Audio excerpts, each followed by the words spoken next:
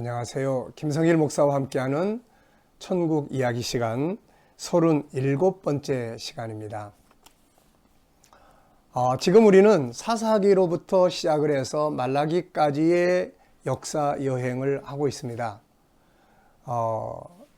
제4부, 이 속에는 주제가 이스라엘 왕국입니다.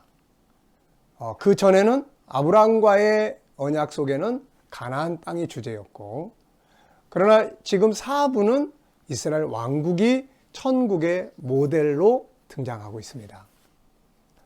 자, 이 속에는 세 가지의 큰 내용이 있었죠. 왕국의 역사, 그 다음에 선지자들의 이야기, 그 다음에 시가서. 자, 지금 우리는 선지자들의 이야기를 우리가 살펴보고 있습니다.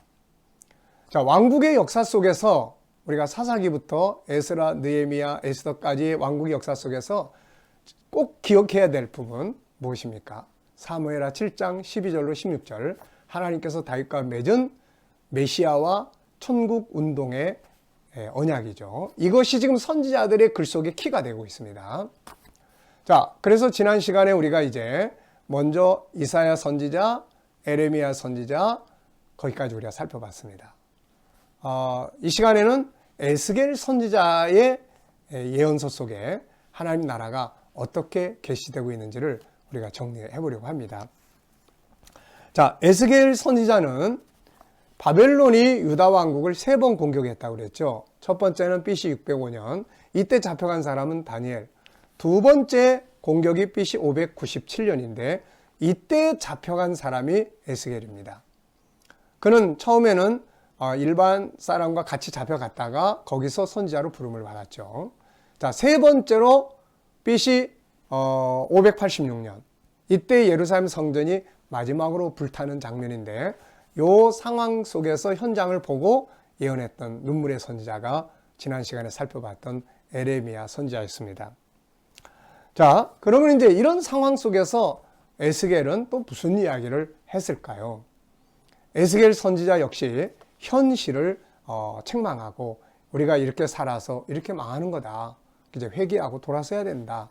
이미 바벨론에 잡혀간 사람 속에서 에스겔은 백성들에게 말씀을 가르치고 우리 회개하고 돌아서야 된다는 것을 가르쳤던 사람이에요. 그러면서 이제 미래에 메시아가 올 것이고 메시아의 나라가 임하게 될 것이다라는 것을 예언을 하게 됐던 것이죠. 자, 그러면은 에스겔서의 구조에 대해서 먼저 정리를 해보겠습니다. 자, 먼저 1장에서 3장 에스겔의 소명과 사역에 대해서 기록하고 있습니다. 자, 두 번째는 4장에서부터 24장 예루살렘에 대한, 유다와 예루살렘에 대한 심판의 메시지입니다. 특히 8장에서 11장까지를 보면 하나님께서 성령의 감동으로 에스겔을 불러다가 예루살렘 성 안에서 벌어지고 있는 내용들을 다 보게 하세요. 하나님 섬겨야 될 장소에서 태양신 숭배하고 별신 숭배하고, 그래서 하나님께서 야, 이러니 심판 안 받을 수 있겠냐. 에스겔이 그걸 다 보고 자기가 머무는 곳에 와서 그 사실을 이야기를 하면서 우리 회개해야 된다라는 것을 이야기를 했던 거죠. 자, 그러면서 이제 세 번째 부분은 25장에서부터 시작을 해서 32장까지는 열방에 대한 심판이 다뤄지고 있습니다. 열방. 자, 그 다음에 이제 네 번째는 33절부터 33장부터 39장까지는 회복이에요. 회복. 네. 그리고 회복 이후에 일어날 전쟁에 대해서 이야기를 해요. 전쟁. 그리고 이제 40장부터 48장까지는 성전 건축에 관한 이야기입니다. 그리고 이제 기업을 다시 지파별로 나누게 되는 이제 그런 내용이에요. 자, 1장에서 3장은 소명, 4장 24장은 예루살렘과 유다에 대한 심판의 예언, 25장부터 32장은 열방에 대한 심판, 33장에 39장은 다시 돌아온다. 세계로 흩어졌지만 너희들 다시 돌아오게 된다. 돌아오면 큰 전쟁, 남북 전쟁이 있게 될 거다. 그리고 그 다음에 이 전쟁을 통해서 세상에 거하는 모든 유대인들 다 돌아온다. 그리고 성전을 건축해서 하나님을 섬기게 될 것이고, 그리고 열방이 하나님만이 참신이심을 알게 되고, 그리고 너희들이 다 지파별로 기업을 얻게 될 것이다 라고 정리를 하고 있습니다. 물론 이제 이 부분들에 대해서는 우리가 나중에 천국의 이정표를 다룰 때 이 부분을 조금 더 자세하게 설명을 하도록 하겠습니다. 에스겔서의 구조는 일단 이렇게 이루어져 있다 하는 것이고요. 자, 그러면 이제 에스겔 선지자 속에 어떻게 메시아와 그분의 나라가 계시되고 있느냐, 이 부분에 대해서 조금 정리를 하려고 합니다. 자, 에스겔서는 천국 공부를 할 때 아주 중요한 내용을 제공해 주고 있어요. 네. 그것이 에스겔서 1장입니다. 1장. 대부분의 선지자들이 일단 하늘의 나라, 천국을 다 봐요.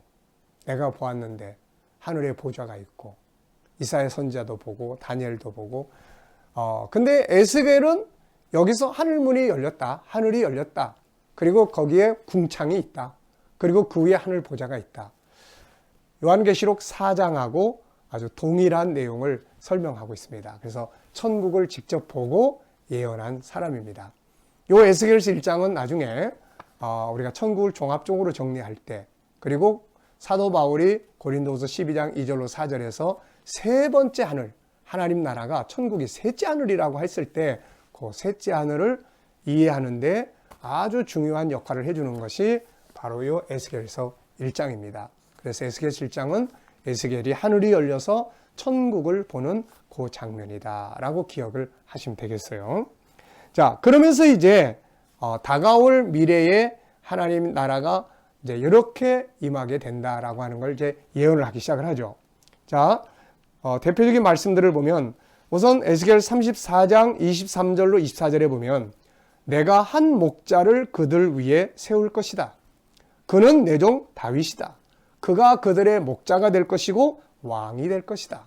다윗은 이미 죽었지만 다윗의 후손으로 오실 메시아를 가리키는 말이죠. 자, 36장 35절로 36절에 보면은 자, 황폐하던 모든 곳이 다시 회복이 돼서 에덴 동산 같이 될 것이다. 이렇게 또 예언합니다. 37장 24절로 28절은 내 종 다윗이 그들의 왕이 될 것이다. 에레미야서에서 예언했던 메시아와 그 나라에 대한 예언하고 비슷한 성격을 보여주고 있습니다. 자, 에스겔서에서도 이렇게 하나님의 나라와 메시아가 소개되고 있는데 이것이 바로 사무엘하 7장 12절로 16절에 다윗과 맺은 언약의 내용입니다. 물론 이제 우리가 마지막 때에 관한 이야기를 다룰 때 에스겔서 36장부터 37장 그리고 마지막 48장까지는 굉장히 중요하게 천국운동의 역사를 잘 설명하는 내용입니다. 이 부분은 우리가 이제 천국의 이정표를 다룰 때 앞서 말씀드린 것처럼 자세하게 설명을 하겠습니다. 자, 에스겔 선지자 역시 포로로 잡혀가 있으면서도 그 현실을 보면 암담하고 그 죄악 가운데서 그 백성들이 다시 회개하고 정체성을 회복할 수 있도록 외쳤던 사람입니다. 그러면서도 그는 미래에 대한 예언을 잊지 않았어요. 메시아, 하나님의 나라. 오늘 우리가 세상을 살아가면서 이 정신을 잊지 말아야 합니다. 어디서 어떤 삶을 살든 세상은 지나가는 거예요. 현실도 우리가 하나님의 백성답게 잘 살아야 되는데 이런 과정들이라도 다 지나갑니다. 결국은 다 지나가고 결국은 메시아가 오시고 그분의 나라, 하나님 나라가 임하게 되는 거죠. 이 소망, 이 믿음, 이 비전이 성도가 가져야 될 진정한 재산입니다.